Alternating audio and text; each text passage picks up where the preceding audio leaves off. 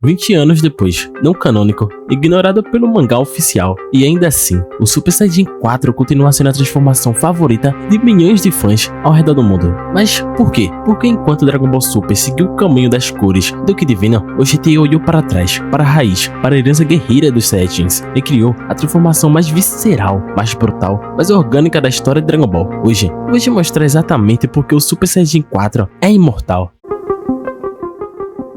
Mas antes de falar porque o Super Saiyajin 4 é amado, a gente precisa falar como tudo começou. 1996, Dragon Ball Z termina. Goku parte com o Ubi para treiná-lo, e a Toei Animation fica com um problema: como continuar o legado de Dragon Ball sem a base direta do mangá de Akira Toriyama? A resposta foi Dragon Ball GT, uma grande aventura criada originalmente pela Toei. E é aqui onde o problema começou, cara. O GT não é canônico. Por quê? Porque Dragon Ball Super acontece antes do GT, na linha do tempo, e contradiz tudo. É meio óbvio. No GT, Freeza tá morto, no Super ele tá vivo, no GT a Gege Pilaf é velha, no Super eles viram crianças de novo. O GT é um caos, cara, não tem nada a ver com o Super. Mas tem uma coisa que ele acertou muito, e eu vou ser honesto com vocês: o GT tem problemas, o ritmo é arrastado, o foco excessivo no Goku criança cansa, a luta é um cara muito feia, mas ele acertou em cheio no design de personagens, principalmente no Super Saiyajin 4, mano.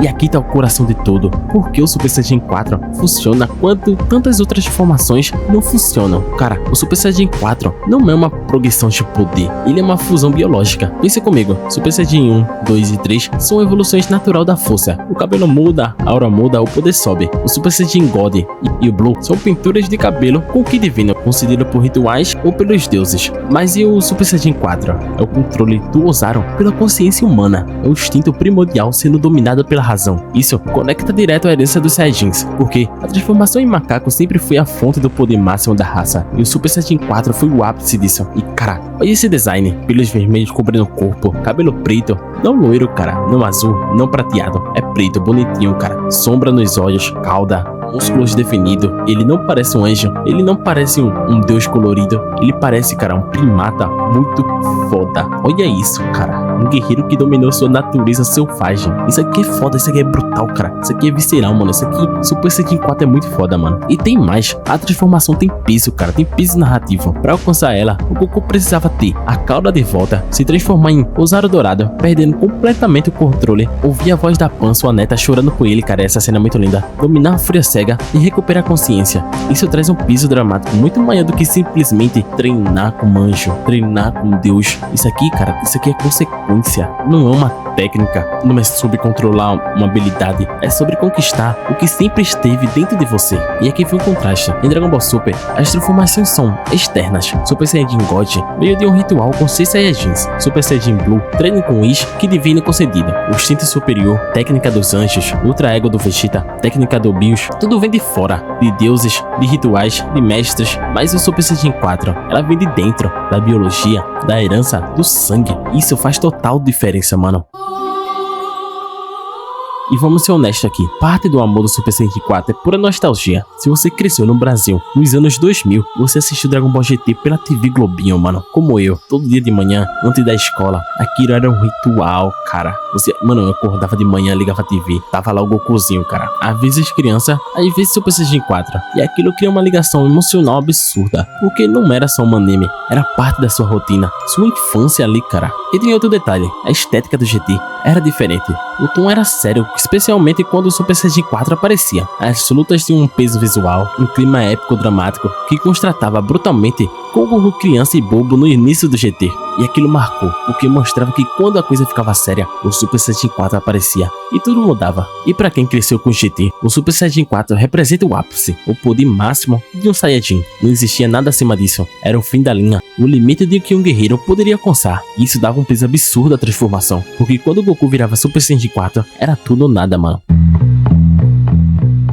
Então, veio 2024 e algo inacreditável aconteceu, cara. Dragon Ball Daima, escrito pelo próprio Akira Toriyama, trouxe de volta o Super Saiyajin 4 e dessa vez, entre aspas, canônico, oficialmente parte da linha principal de Dragon Ball. Claro que veio com diferenças. No GT, Goku dominava o Ozaru com a ajuda da Pan. Em Daima, a transformação é desbloqueada pelo poder mágico do Nappa, que restaura o rabo e desperta o potencial primitivo. Entre aspas também, né, cara, porque no final ali dá uma explicação nada a ver, mas aquela lei eu ignoro. O design também muda um pouco, Goku. Goku permanece infantil durante a transformação, mas depois cresce quando ele volta a ser adulto. Cabelo e pelos vermelhos, tipo Super Saiyajin God, braços grossos, cara, alongados, lembrando um gorila, mas a essência é a mesma, uma forma primitiva e bestial, oposta ao poder divino do Super, representando o verdadeiro potencial ancestral dos Saiyajins. E agora, o que os fãs mais querem? Querem ver o Super Saiyajin 4 no mangá oficial do Dragon Ball Super. Não precisa ser logo pro Goku, mas como caminho alternativo pro Broly, Trunks pro Goten, para personagens que buscam poderes que não dependem do Ki divino. Imagina o Broly dominando o Super Saiyajin 4, mano. Super Saiyajin lendário conectado ao instinto primordial, controlando o Ozaru. Cara, isso aqui seria muito épico. Imagina o design dele. Então, por que Dragon Ball Super não consegue replicar o amor pelo Super Saiyajin 4? Porque as transformações do Super surgem rápida demais, sem esforço dramático, sem sofrimento. Super Saiyajin God, cara, surgiu com um ritual, mano. 5 minutos ali, pronto. Super Saiyajin Blue apareceu do nada treinando com o Whis. X superior foi melhor trabalhada, mas foi puro hype do momento, tá ligado? Não teve jornada, não teve conquista, apareceu e pronto. Esteticamente, são recolorações. Cabelo loiro, cabelo vermelho, cabelo azul, cabelo prateado. Mesma base, cores diferentes. Não tem o impacto visual do Super Saiyajin 4, que mudava tudo, pelo, cauda, olho, postura, era uma transformação completa, não tem mudança de cor apenas. E tem mais, no Z, cada transformação tinha uma desvantagem. Super Saiyajin 3 consumia estamina rápido, Super Saiyajin 2 Grade aumentava a força, mas reduzia a velocidade. Isso criava uma tensão, estratégia, escolha. E no Super, as limitações são esquecidas. Super Saiyajin Blue pode ser usada quantas vezes quiser. No anime, né, porque no mangá é mais trabalhada isso. O instinto superior aparece e desaparece quando o plot precisa, sem custo, sem peso.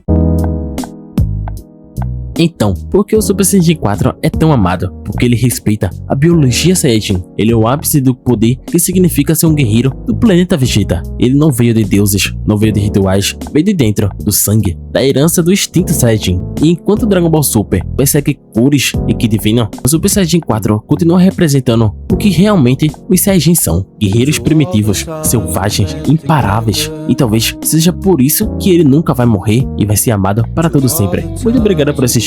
E tamo junto. Played with different squads.